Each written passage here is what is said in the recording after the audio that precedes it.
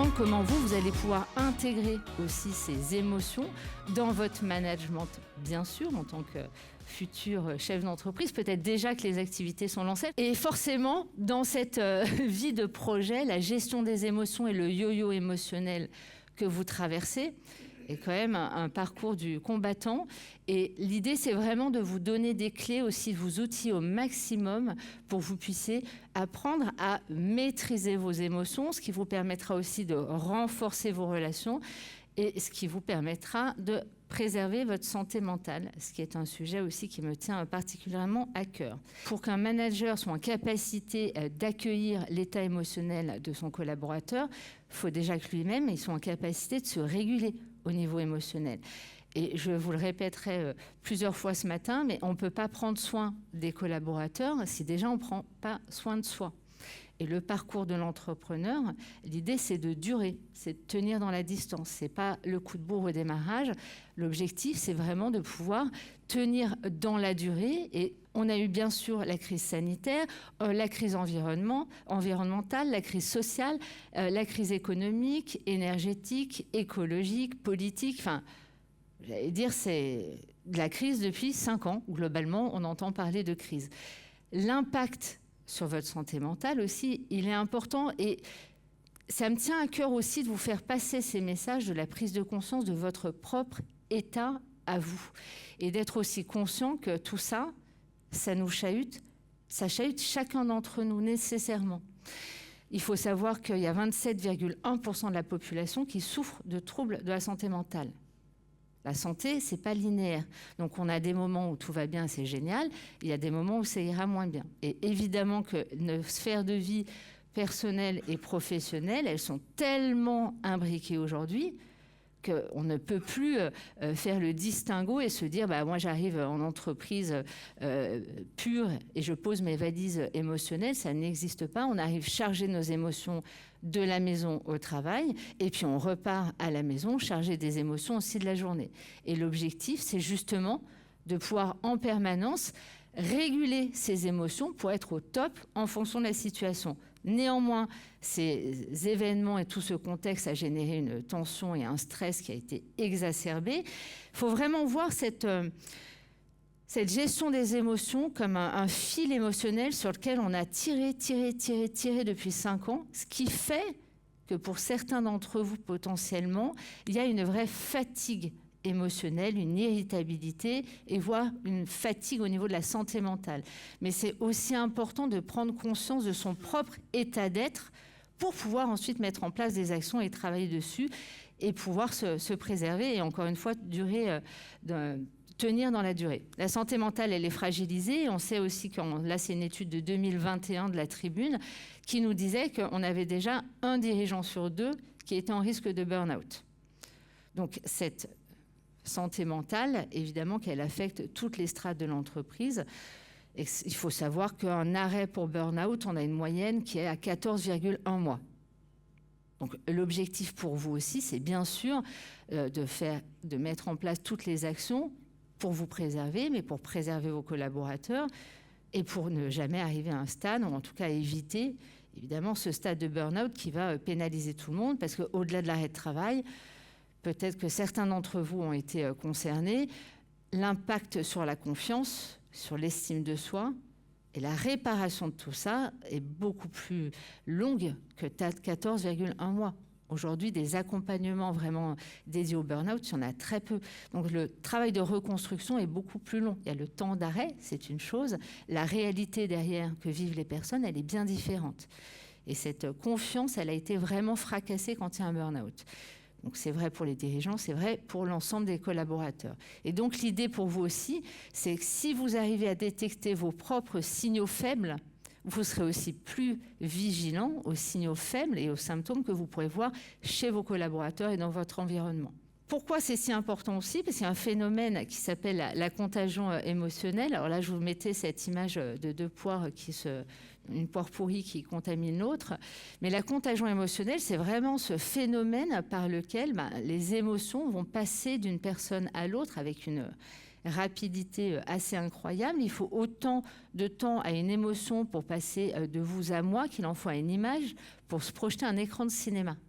C'est automatique. Donc, si vous ne prenez pas soin de votre état d'être, encore une fois, de toute façon, vous allez transmettre ce que j'appelle une empreinte émotionnelle qui ne sera pas très agréable. Mais si on prend l'image de vous arrivez ce matin au travail, par exemple, vous avez emprunté la voiture de votre conjoint et puis en venant en route, il y a quelqu'un qui vous grille une priorité, qui vous fait l'aile, vous sortez de la voiture. Alors peut-être d'ailleurs que ce qui sera visible, c'est la colère, parce que peut-être que vous allez vous mettre à crier sur le mauvais conducteur en face. La colère, c'est une émotion qui est très visible. D'abord, c'est une des émotions qui vous donne le plus d'énergie. Mais aussi, effectivement, souvent, elle peut masquer les autres parce que il peut y avoir les cris. Mais dans ce cas-là, peut-être que la culpabilité aussi est très importante. Et peut-être que cette culpabilité, d'ailleurs, vous ne la verrez pas tout de suite parce qu'elle sera masquée par la colère. Et en fait, les émotions, il faut vraiment le voir comme un cocktail. C'est pas une émotion isolée, c'est tout un panaché d'émotions qu'on va rencontrer. Par contre, si vous arrivez au travail dans cet état émotionnel et que vous avez, par exemple, un entretien avec un fournisseur, avec un client, avec un collaborateur, vous allez lui transmettre à minima votre irritabilité, voire votre colère si elle n'a pas été canalisée.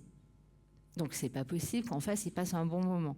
Et d'ailleurs, quand il sortira de l'entrevue avec vous, il aura physiologiquement eu des ressentis désagréables et il gardera une empreinte désagréable de votre rencontre. L'enjeu, il est quand même là, et je le répète souvent, finalement, ce qui est plus important quand on rencontre un client, un fournisseur, un partenaire, un collaborateur, c'est l'agréabilité du moment. Est-ce que ce qu'on vit au moment où on échange avec la personne, c'est agréable ou pas? Je vous parlais tout à l'heure du recrutement. En 15 ans de recrutement, c'est des milliers et des milliers de candidats qu'on rencontre, et d'entreprises, bien sûr. Mais on pouvait me sortir un nom de candidat 10 ans plus tard. Alors, bien sûr, j'étais incapable de vous parler de ce qu'il avait fait. Par contre, physiologiquement, le nom était rattaché à quelque chose d'agréable ou de désagréable. C'est ça qui nous reste. C'est pas ce qu'on s'est dit, hein. Et on y reviendra aussi tout à l'heure. Je vous mettrai la citation de Maya Angelou là-dessus. Donc, on a un Wi-Fi, finalement, émotionnel qui est hyper efficace, 21 millièmes de seconde, pour capter les émotions. À 9 mois, un enfant repère déjà les émotions. 9 mois. Donc, imaginez bien que quand on est adulte, on est un peu plus expérimenté là-dessus et que ça va très, très vite. Et quand on regarde au travail et qu'on se penche un petit peu sur les études, justement, sur les émotions au travail, on s'aperçoit que quand on prend les actions des collègues plus les actions du management, d'après vous, quel est le taux d'émotions? Alors, dans l'étude, on parle d'émotions négatives. J'aime pas ce terme, on y reviendra, mais quel est le pourcentage d'émotions négatives perçues? 60. 59%, bravo. Ce n'est pas les actions du management en premier, c'est les actions des collègues. Et je pense qu'on ne se rend pas suffisamment compte en entreprise, on fait beaucoup peser sur les managers, mais on oublie qu'on est tous contributeurs aussi de ce climat émotionnel dans l'entreprise. Ça ne repose pas que sur les managers. Par définition, le manager, il a un impact beaucoup plus fort, bien sûr. Néanmoins, l'étude, elle nous dit bien que c'est dans un premier temps les actions des collègues qui ont un impact négatif ou en tout cas qui vont activer des émotions désagréables aux collaborateurs. Je veux revenir justement sur ce terme de négatif. Il n'y a pas d'émotion négative. Là, dans l'étude, je reprends le terme de l'étude, mais ce n'est pas un terme moi, que je cautionne. Il y a des émotions, je parle plutôt d'émotions agréables et d'émotions désagréables. Mais les émotions, elles ont toutes des rôles, des vertus, des impacts positifs en fonction des circonstances. Par exemple, la colère. Alors, c'est sûr que si vous mettez en colère au travail face à un collaborateur, à part le démotiver, le désengager, c'est extrêmement toxique aussi. J'allais dire, au niveau de sa santé mentale, c'est toxique. Au niveau de sa sécurité psychologique, c'est toxique. Enfin, c'est toxique dans tous les sens.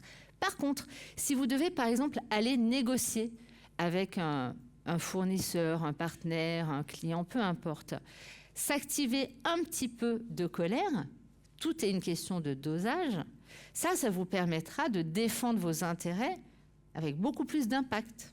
Donc la colère, dans certains contextes, elle est bien sûr vertueuse. Mais ça dépend encore une fois du dosage. Et tout est une question d'équilibre et de dosage.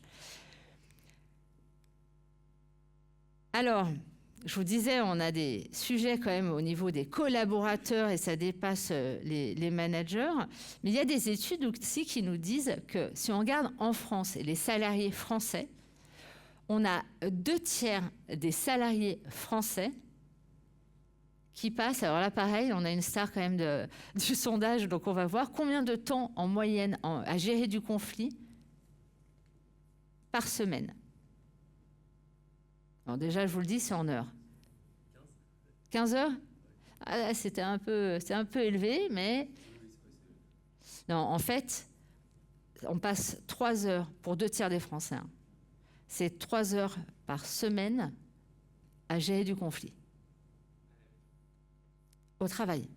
Donc on a vraiment un sujet aussi sur comment on fait en sorte qu'entre nous, entre collaborateurs aussi, on prend davantage, on est davantage attentifs les uns aux autres. Ces chiffres, c'est énorme. 3 heures par semaine à gérer du conflit. Là aussi, je reviens sur notre équilibre psychologique.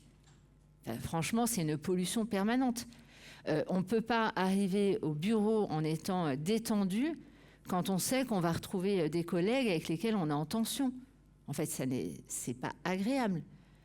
Et en même temps, en tant qu'entrepreneur, que chef d'entreprise et que manager, votre capacité à désamorcer ces conflits, elle est extrêmement importante puisque c'est omniprésent. Et ça fait partie aussi des compétences émotionnelles. Plus on est émotionnellement intelligent aussi, plus soi-même on arrive à se réguler et donc à gérer aussi, à appréhender plus confortablement ce type de situation. Quand on vit un conflit au travail, d'abord on le rumine. Donc quand on rumine, on entretient. C'est-à-dire qu'il y a ce qui se passe sur le lieu du travail, mais ce n'est pas parce qu'on est en conflit, en tension avec quelqu'un que là aussi, on part de la réunion ou de l'échange et puis en fait, on passe à autre chose. La réalité, c'est que l'impact pour nous, et notamment avec la rumination, on entretient en fait cette spirale négative. D'ailleurs, le cognitif a un impact extrêmement fort aussi sur nos émotions parce c'est comme si on les maintenait en permanence actives. Il faut avoir à l'esprit que l'émotion, c'est une durée de vie qui est très, très courte. Donc, quand on est en colère le lendemain, c'est nous qui entretenons cette émotion. Mais on n'est plus dans la situation. Et donc, ça se transforme d'ailleurs en humeur parce que la colère, l'émotion en tant que telle, c'est un pic à un moment donné. Mais quand ça s'installe dans le temps, on va parler effectivement d'humeur ou de sentiment, mais on ne parle plus d'émotion. Donc attention aussi, regardez-vous bien fonctionner et de quelle manière vous entretenez aussi parfois ces spirales et notamment ces émotions négatives. Je prends le cas de la colère et du conflit parce que c'est assez marqué. Alors qu'est-ce qu'on peut faire justement face à tout ça? Il y a une phrase que j'adore, je vous en parlais un peu tout à l'heure, c'est Maya Angelou qui nous donne, qui est une poétesse. Les gens oublieront ce que vous avez dit, ils oublieront ce que vous avez fait, mais ils n'oublieront jamais ce que vous leur avez fait ressentir. Quelque part, ça devrait vous apporter un peu de légèreté aussi, parfois sur des situations que vous abordez avec enjeu. Et parfois, on peut se mettre, surtout quand on est en lancement de projet, j'allais dire, les étapes et les jalons sont tellement importants qu'à chaque fois, on y met un enjeu assez dingue, on se met une pression de fou. Et souvent, finalement, d'ailleurs, on se crée beaucoup de peur. Encore une fois, tant que les choses ne se passent pas, elles ne sont que dans notre tête. Si on revient véritablement à l'enjeu d'une rencontre et qu'on se dit, finalement, mon objectif number one, c'est de créer une bonne connexion avec l'autre. Normalement, vous savez tous faire. Et ça fait redescendre aussi la pression. Parce que ce qui restera d'une rencontre, il ne faut pas le perdre de vue. C'est vraiment, est-ce que j'ai envie de la revoir ou pas, cette personne? Parce qu'on peut avoir la meilleure propale commerciale du monde, mais en fait, est-ce qu'on a envie de travailler avec cette personne? Dans la réalité, ça fait basculer sur une autre. Et le levier financier n'est pas le levier exclusif. Quand on doit collaborer avec quelqu'un, en fait, est-ce qu'on a envie déjà de le côtoyer régulièrement? Donc là aussi, c'est pour vous faire un peu lâcher prise, parfois sur des enjeux qu'on peut se mettre et qui vont prendre une place assez dingue parfois. Et pour impulser ce leadership émotionnel, c'est justement de redonner leur place aux émotions dans l'échange et de bien intégrer l'idée que dans chacune des interactions, et tout échange, toute interaction est d'abord une transaction émotionnelle. Quand je discute avec quelqu'un, je vais d'abord faire un échange d'émotions. Donc c'est vrai quand on est en individuel en tant que manager, par exemple, avec son collaborateur, mais c'est vrai aussi quand on a un collectif plus grand, on va être sur cette transmission d'émotions. Donc intégrer l'émotion et la place de l'émotion, le rôle, l'impact de l'émotion dans l'échange, c'est fondamental. Que par ailleurs, ces émotions, elles vont être vraiment à la clé, à la source finalement de tout ce qu'on va produire derrière comme action et comme comportement. C'est notre état émotionnel qui conditionne nos comportements. Et bien sûr, du coup, en fonction de notre état émotionnel, donc des comportements, des actions qu'on va mettre en place, on va avoir des résultats plus ou moins efficaces. Donc si nos résultats ne sont pas bons, repensez déjà l'émotion à la source même de cette action. On parle de congruence affect, c'est vraiment cette idée que de toute façon, l'émotion, elle colore votre façon de percevoir les événements. C'est en fonction de votre état émotionnel que vous allez interpréter les situations. Donc cette prise de conscience vraiment de son état émotionnel est extrêmement importante parce que dans la réalité, elle drive en permanence vos quotidiens et vos résultats. Donc quand le résultat n'est pas bon, on remonte, on va chercher la source et on se questionne sur son état émotionnel. En fait, il faut voir l'émotion comme déjà un processus, c'est un processus qui va intégrer des changements qui sont physiologiques, cognitifs, comportementaux et expressifs. C'est vraiment une spirale. Mon état émotionnel, il peut être à la fois, j'allais dire, déclenché par des pensées, mais de la même manière, mon émotion peut générer des pensées. Émotion et cognition sont aussi très reliés, parce que l'un entretient l'autre. Et qu'on va avoir ensuite tout un tas de manifestations de ces émotions, qui vont être des manifestations expressives, des manifestations bien sûr physiologiques. On va y revenir pour que vous puissiez aussi goûter un peu à l'expression physiologique de vos émotions. Mais l'émotion, c'est vraiment une boussole. Elle est là pour vous parler, pour vous dire, vraiment, c'est votre, faut le voir comme votre boussole en permanence, c'est un guide. Elle toque doucement, tranquillement à la porte, mais il y a un moment, elle va la défoncer la porte, elle va vous mettre en arrêt. Parce qu'elle est là pour vous protéger aussi. Elle est là pour vous envoyer plein de signaux, plein de messages, mais à un moment, elle va forcer la machine. Si on n'écoute pas, de toute façon, la machine va s'arrêter. Donc l'idée aussi, encore une fois, c'est de vous aider à gérer vos lancements d'activités en ayant en tête que l'objectif, c'est de durer. Ce n'est pas de donner un coup fort au démarrage, mais c'est de tenir sur la distance. C'est ça qui fera aussi que derrière vos entreprises, elles seront pérennes et elles pourront se développer. C'est que vous êtes en capacité d'absorber aussi les événements plus ou moins agréables qui vont de toute façon jalonner la vie de vos entreprises. Il y a un outil, je vous parlais tout à l'heure du QE Pro. Depuis, il a été décliné aussi pour ce qu'on appelle le QEG, parce que le QE Pro, je vous expliquais qu'au début, il a été étalonné et construit sur une population exécutive de cadres et dirigeants. En début d'année dernière, il a été adapté au grand public avec la version QEG, pour général. Ce test de compétences émotionnelles, et moi je voulais vous montrer ces compétences pour que là aussi vous questionnez, vous interrogez déjà là où potentiellement vous êtes plus ou moins à l'aise. Maintenant, pour le savoir avec fiabilité, le QE, c'est un QE Pro, QEG sont des tests de performance, ça veut dire qu'il en ressort un score de quotient émotionnel, comme on peut avoir un quotient intellectuel. Avec la plasticité neuronale, on sait que de toute façon, on a un champ de développement de ces compétences qui est énorme. Ça permet à un moment d'avoir une photo et de mieux comprendre aussi de mieux décrypter son propre fonctionnement émotionnel. Et qu'est-ce qu'on regarde quand on apprécie des compétences émotionnelles? Ça va se décliner sur 3 grandes compétences qui sont elles aussi scorées à chaque fois. La capacité à identifier ses émotions, à les comprendre et à les réguler. Identifier ses émotions, ça reprend 3 sous-compétences. Ma capacité à interpréter les indices émotionnels. Est-ce que je repère chez moi et chez les autres les indices émotionnels? Ma capacité à faire ce qu'on appelle le scan corporel. Est-ce que je sens aussi mon corps quand il m'envoie des signaux? Et ensuite, la capacité à identifier les déclencheurs des émotions. Déclencheurs qui peuvent être internes, moi toute seule, j'ai besoin de personne pour m'activer des émotions. Et les déclencheurs externes qui vont être effectivement liés à l'environnement, par exemple. Mais parfois, en déclencheur externe, une simple odeur peut nous activer une émotion. Parfois, des bruits de pas qu'on reconnaît.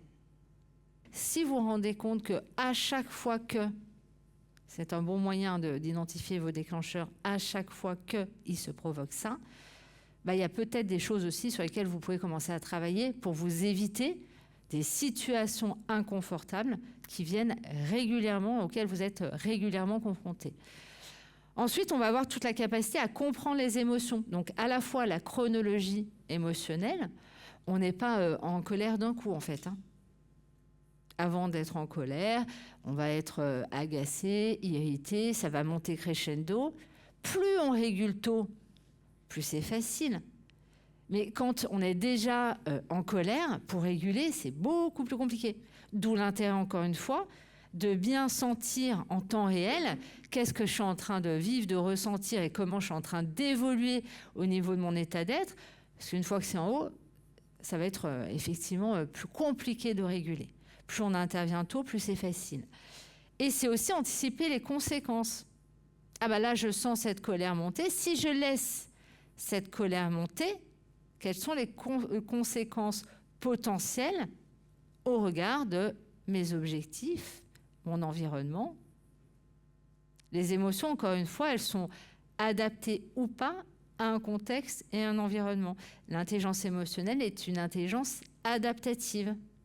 Elle est là pour vous aider à être au top en toutes circonstances. C'est une intelligence adaptative. Et la dernière grande partie, c'est la capacité à réguler ses émotions, à la fois à être en capacité du coup à sélectionner, tiens, par rapport à ce qui m'attend là, par rapport à mon objectif opérationnel, quelle serait l'émotion qui soit la plus adaptée. Et on va aussi derrière mettre en place ce qu'on appelle les stratégies de régulation émotionnelle, qu'on peut mettre en place avant, pendant ou après une situation, et on reviendra aussi là-dessus. Alors, qu'est-ce que nous dit la recherche en termes justement d'intelligence émotionnelle? En fait, la recherche, elle travaille sur 2 pans. Il y a un premier volet des chercheurs qui travaillent sur le lien entre intelligence émotionnelle et bien-être, et qui nous dit bien sûr que oui, travaillez votre intelligence émotionnelle, c'est bon pour votre bien-être, et c'est ce que je vous dis depuis ce matin. Et puis, il y a un autre volet qui travaille sur intelligence émotionnelle et performance. Et effectivement, c'est vraiment cette parfaite balance entre l'équilibre, entre bien-être et performance. L'intelligence émotionnelle est là pour vous aider à être bien par rapport aux situations qui vous attendent et à trouver le bon état d'être par rapport à l'objectif qui vous attend. Alors, je vous parlais tout à l'heure de la dimension physiologique des émotions. Cette étude, elle est connue parce qu'elle a été faite auprès de différents volontaires où finalement, on a provoqué des états émotionnels. C'est facile de provoquer des états émotionnels. On vous montre des images, des photos, des films, et on vous fait monter les émotions. Ensuite, on a demandé à ces volontaires d'indiquer quelles étaient dans leur corps les zones qui allaient s'activer ou au contraire être assez amorphes. Et quand on regarde bien, là, c'est l'échelle où vraiment j'ai 2 tensions, 0 énergie. Et plus on monte, plus on a de l'énergie. Alors, déjà, la joie, vous le remarquez ici, la joie, on est au top en termes d'énergie. Mais regardez aussi sur la colère. Et j'attire votre attention sur les points. Parce qu'en fait, si en face de vous, Vous avez quelqu'un qui commence, par exemple, à serrer les poings. C'est important de regarder justement tous ces indices que vous envoie votre interlocuteur. Mais souvent, quelqu'un, par exemple, qui rentre en colère, le rythme va s'accélérer, la voix va monter, le débit va s'accélérer, le souffle, etc. Si vous, en face, vous adoptez les mêmes codes et vous répondez en miroir, vous allez entretenir cette émotion.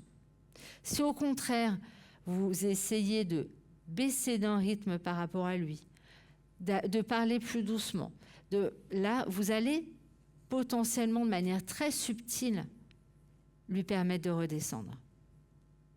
Donc votre attitude en réception d'une émotion va évidemment aussi avoir un impact sur est-ce que ça va attiser ou au contraire est-ce que ça va apaiser cet état émotionnel. Maintenant, personne n'est responsable de l'émotion de l'autre. Donc c'est pas parce que quelqu'un en face de vous se met en colère que vous êtes responsable de sa colère. Sa colère, c'est son émotion, c'est pas la vôtre. Et c'est aussi important pour vous, justement dans cette dimension physiologique, de vous dire tiens, c'est bizarre, je me sens triste. Et pourtant, je vois pas, j'ai pas de raison en fait d'être triste. Vous cherchez, mais pourtant, je ressens de la tristesse. Mais c'est peut-être pas la vôtre. Mais par contre, peut-être que ce matin, quand vous êtes arrivé, vous avez pris un café avec quelqu'un qui était effectivement très down et que par contagion émotionnelle, cette émotion, vous l'avez gardée. Donc là aussi, c'est de regarder est-ce que c'est à moi, est-ce que c'est pas à moi. Il y a des émotions qu'on est plus ou moins autorisé à vivre et exprimer. C'est-à-dire que culturellement, alors c'est malheureusement très schématique, mais ça reste une réalité. Par exemple, alors j'espère que c'est de moins en moins vrai, on le voit quand même encore pas mal, on dit souvent encore aux petits garçons de ne pas pleurer. Un petit garçon, ça ne pleure pas, c'est fort. Et on dit, par contre, aux filles, elles peuvent pleurer, il n'y a pas de problème. Par contre, ça ne se met pas en colère, une fille. C'est pas joli, une fille en colère. Donc, qu'est-ce qui se passe derrière? C'est qu'en grandissant, alors là, c'est un exemple, mais qui est hyper classique, en fait, encore une fois, le garçon, c'est souvent... Moi, je le vois encore souvent sur la tristesse, qu'il y a des difficultés à le gérer. Et pour les filles, c'est souvent la colère qui reste une émotion plus difficile à appréhender. Pour moi, quand on se dit ça, c'est toujours pour moi, et aussi quand j'accueille celle de l'autre. C'est pas tant le problème que je ne sais pas gérer mes colères, c'est que je suis très désarmée face à la colère de l'autre. Et c'est pas tant... Moi, petit garçon, en grandissant, que j'ai du mal avec ma propre tristesse et à accueillir et me connecter à ma propre tristesse. C'est aussi que, j'ai fait une vidéo il n'y a pas longtemps là-dessus, que si j'ai un collaborateur qui se met à pleurer, ce qui arrive grosso modo, d'après les études, une personne sur deux pleure en entreprise. Ben moi, manager, je ne sais pas faire. Je suis totalement perdue. Si j'ai un collaborateur, évidemment, qui se met à pleurer, je ne sais pas l'accueillir. Si je ne sais pas le gérer pour moi, je ne peux pas le gérer pour l'autre. Donc là aussi, c'est intéressant de regarder, est-ce que moi, dans mon histoire, finalement, si je fais le tour des émotions, est-ce que j'en ai pas une ou deux où, objectivement, je vois bien que je suis un peu désarmée quand j'y suis confrontée.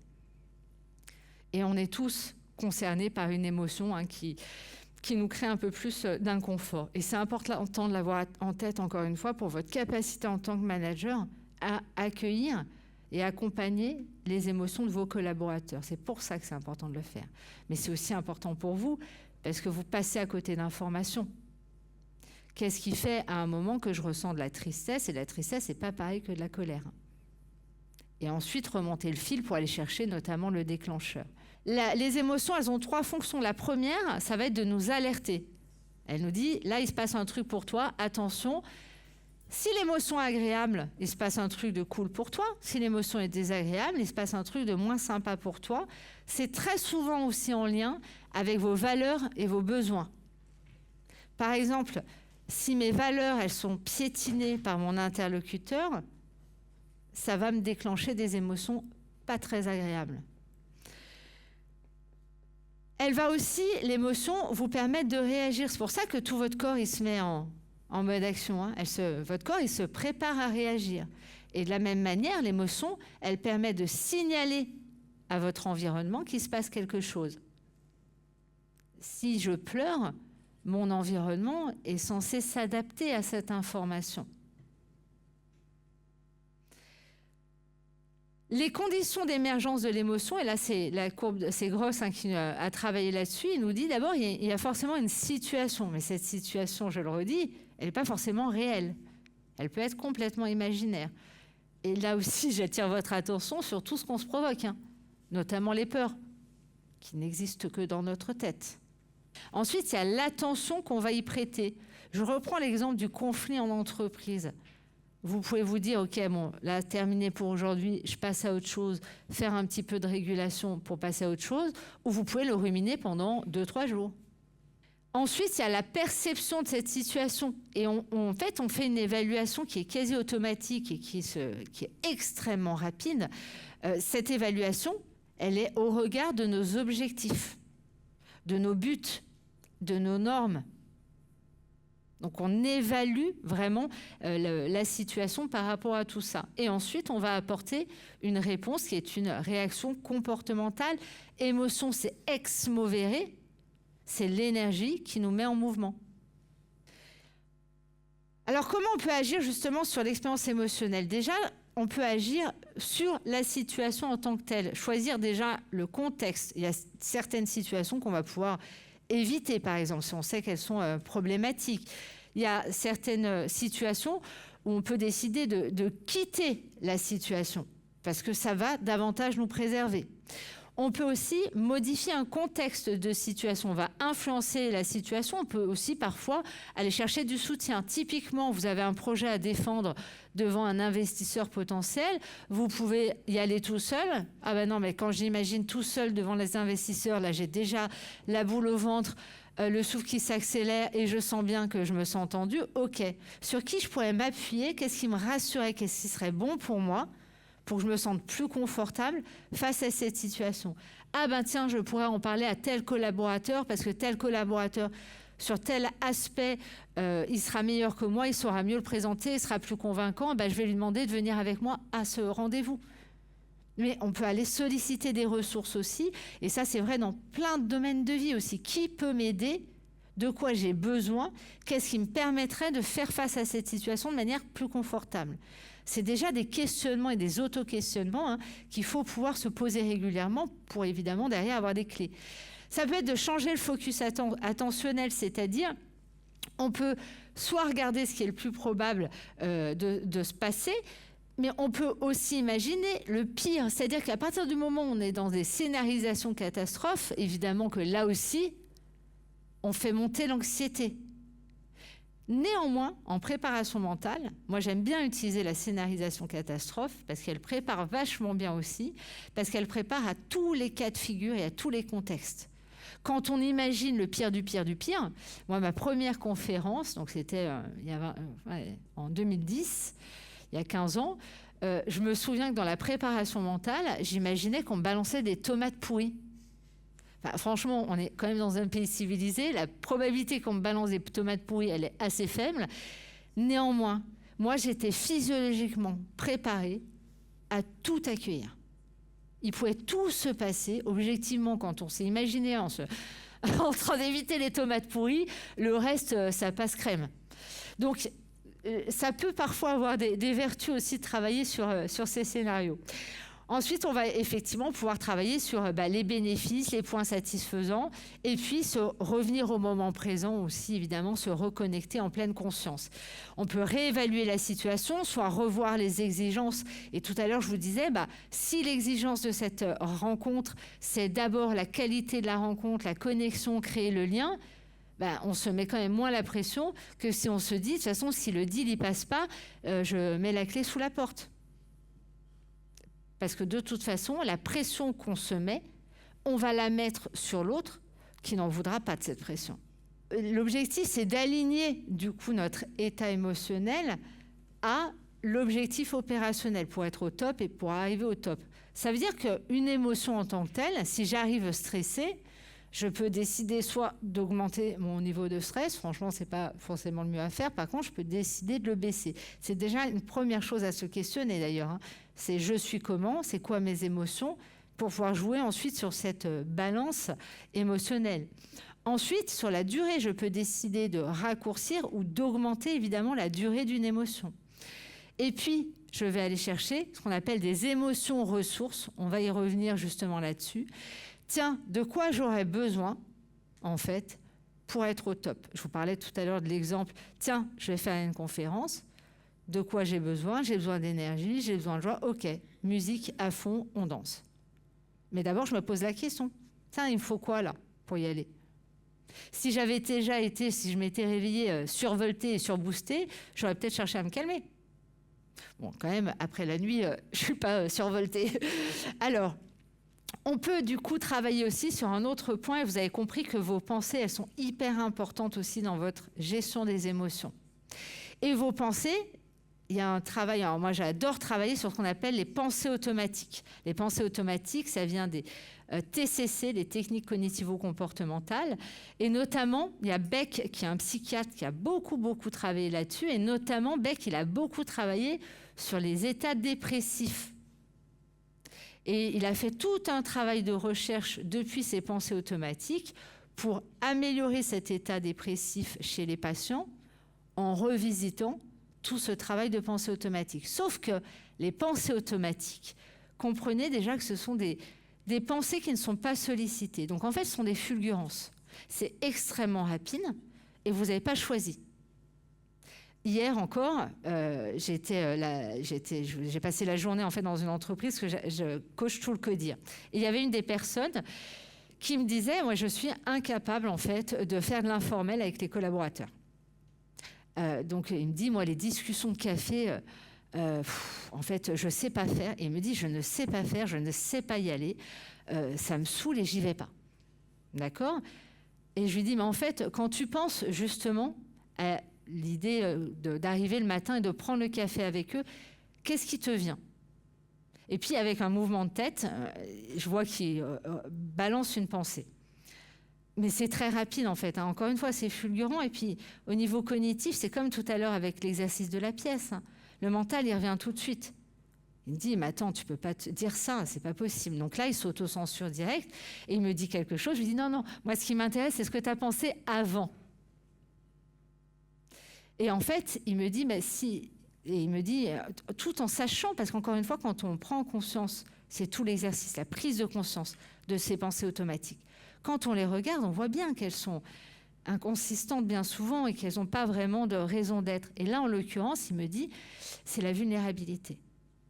D'accord, donc en fait, pour toi, aller prendre le café avec eux, tu y vois quelque chose qui t'exposerait en termes de vulnérabilité. Ah, ok, on va regarder. Mais forcément que si aller discuter individuellement avec quelqu'un, pour moi, c'est me mettre en vulnérabilité, j'ai du mal à y aller. Bien sûr. Sauf que ces pensées automatiques, encore une fois, elles passent très vite. Donc il faut vous regarder avec lucidité, avec beaucoup de bienveillance, parce qu'on ne les aime pas trop. Elles ne sont pas très sympas, en fait, à regarder. Elles sont beaucoup nourries par les croyances limitantes, par exemple, et elles sont rarement très valorisantes quand même. Il y a beaucoup d'auto-jugement dans ces pensées automatiques. C'est pour ça qu'elles nous freinent énormément. Mais quand on commence à les regarder, on va pouvoir observer qu'on a des schémas récurrents, en fait. Par exemple, ça peut être évidemment les pensées négatives, ça peut être le catastrophisme, ça peut être la généralisation excessive, ça peut être au contraire la minimisation excessive. Mais on va voir que, en fait, on fait souvent un peu la même chose.